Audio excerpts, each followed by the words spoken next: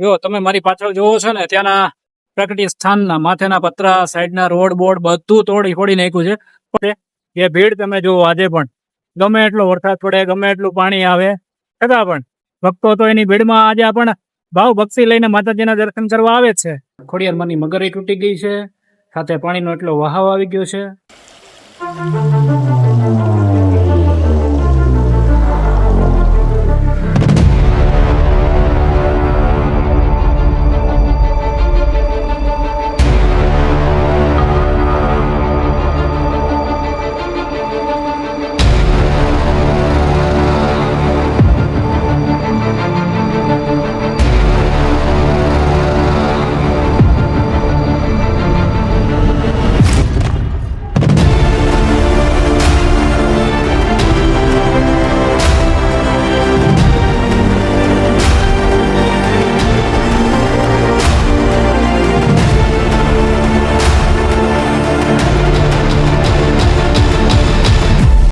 Hello YouTube family, કેમ છો બધા મજામાં જશો? તો આજે અમે આવી ગયા છીએ અમરેલી જિલ્લાનું ધારી તાલુકાનું બાજુમાં જે 5 કિલોમીટરના અંતરે શ્રી ખોડિયારમાંનું મંદિર છે ધારી ગળતરાનું, જ્યાં ખોડિયારમાં વિરાજમાન છે. આજે અમે ત્યાંના દર્શન કરવા આવ્યા છીએ. પ્લસ આજે ચોમાસું છે હાલમાં, તો અહીંયા જે આટલો બધો વરસાદ ને આ જે ડેમ છે ધારી ડેમ, ત્યાંનો બધા દરવાજા ખોલવામાં આવ્યો હતો ને ત્યાર પછીનું સામે જે ભવ્ય રસ્તો હતો આપણે ચાલવાનો, તે બધું અસ્ત વ્યસ્ત કરી નાખ્યું હતું. પણ હા, એક પ્રાકૃતિક સ્થાન એટલે કે શ્રી ખોડિયારમાંનું પ્રાકૃતિક સ્થાન હતું, તે હાલમાં તેને કોઈ ઈજા ન પહોંચી અને બાકીનું બધું વિખાઈ જવું માતાજીનો પરચો જ છે ને. તો એટલે આજે અમે ફરીથી માતાજીના દર્શન કરવા આવ્યા છીએ. સાથે આ વિડીયોમાં બતાવશું કે ધારી ગળતરાનું આ જે વસ્તુ બધું થયું છે, તો અમારા પહેલા વિડીયોમાં તો ઘણું બધું અમે નવું જે બનાવ્યું હતું એ બધું બતાવ્યું હતું. પણ આજે આ ચોમાસામાં જે વરસાદ પડ્યા અને ત્યાર પછી આજુબાજુના ગામડામાં જે નુકસાની થઈ અને અહીંયા પણ થઈ, તો આજે બધું જોવા આવ્યો છીએ. તમારા વિડીયોમાં લાસ્ટ સુધી બનેલા રહ્યો. આજે તમને અમે પ્રાકૃતિક સ્થાનનું મંદિર અને આજુબાજુમાં જે કઈ ઘટનાઓ બની છે તે પણ આ વિડીયોમાં અમે તમને જરૂર બતાવશું.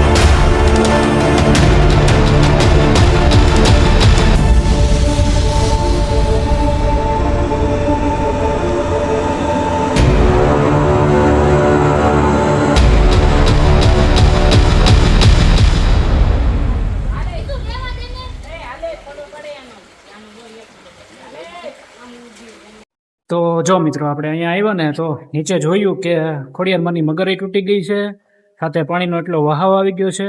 બાજુમાં જે માતાજીની જગ્યાએ આપણે પુલે જવાનું હતું તે પુલ પણ તૂટી ગયો છે અને સાથે પાણીનો પ્રવાહ આજે પણ ધીમી ગતિએ ચાલુ છે. જોકે આવતા સમયમાં ફરીથી વરસાદ આવે તો અહીંયા કેટલું પાણી આવે એનું કંઈ નક્કી નથી. તો આપણે ચાલો એ મંદિરના અંદર તમને આ જે માતાજીની મગર તૂટી ગઈ છે તે બધું બતાવીએ આજે અહીંનું.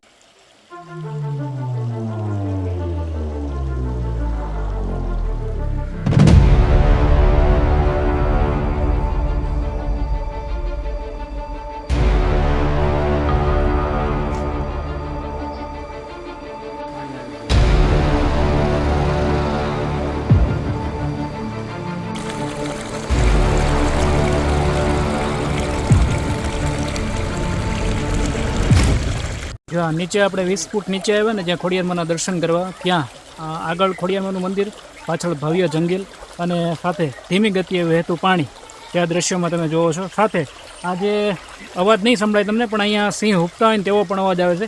જો તમે એકલા દર્શન કરવા આવતા હોય તો થોડાક ચેતી જાજો.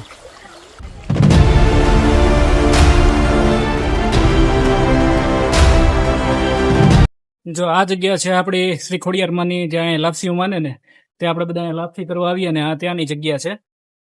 જો અહીંયા આ જેટલા ચૂલા દેખાય ને ત્યાં બધી માતાજીની લાપસીઓ કરે છે ભાવિ ભક્તો. અને બહુ જાજા માણસો હોય તો આ હોલની અંદર પ્રસાદી લેવા વયા જાય છે. વરસાદમાં આ સુવિધા સારી છે.